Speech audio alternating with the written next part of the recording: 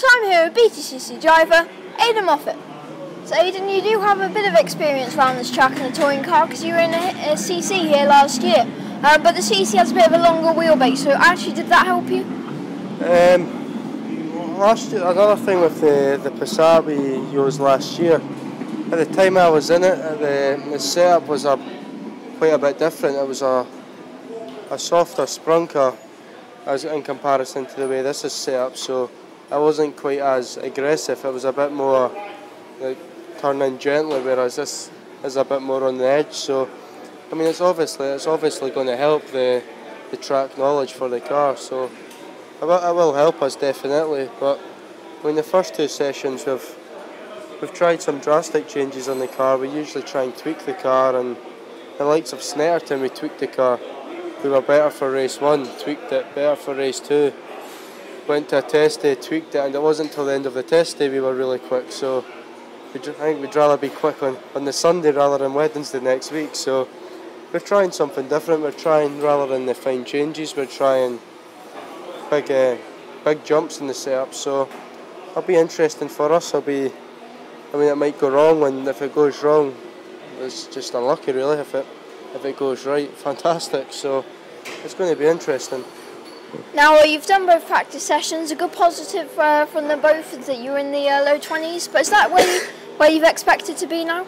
I suppose it's where I've expected to be, but it's definitely not where I want to be. I mean, obviously it's a competitive grid, but I want to really be in the teens. So I mean, it's a bit disappointing for me personally. I mean, we know we can come 20th, so it'd be stupid to aim 20th if you're comfortable coming 20th. So you really need to aim for better than what you're already doing to try and progress rather than stay where we are. So we're aiming to get higher up the grid. Whether we do it or not, it's a different story, but fingers crossed.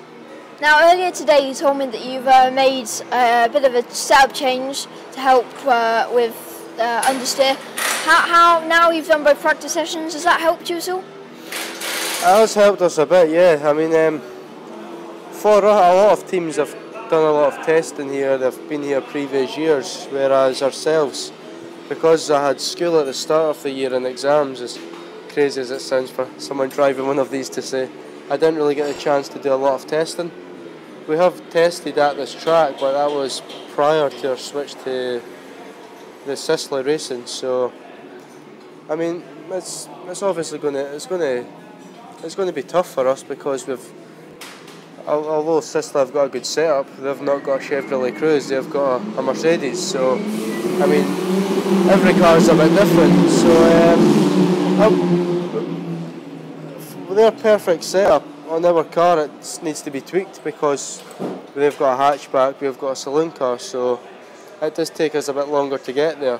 And it's hard to try and get the setup perfect before coming to the track as well as that. So I think that's why we've tried something a bit different this week. Rather than these fine changes, we're going to try big changes, so hopefully it'll pay dividends. And finally, I've done a few laps on my Xbox around this track, and there's very few corners, which means there's not that many places to make a mistake, which means if you made a mistake early on, your lap's ruined. But on a positive, if the first few corners are alright, there's 1 or 2 corners to make a mistake. I think as well as that, it's because it's such a short lap, you can... Sorry, we'll wait till these cars go past. Because there's so little corners, the track mainly consists of straights, so the likes of Snetterton, for example, you make a mistake going into turn 1 and you've got a tiny straight before a hairpin, so you'll lose a tenth or so.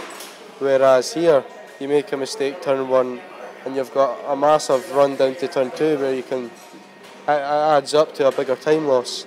Make a mistake turn 3, you've got a massive straight.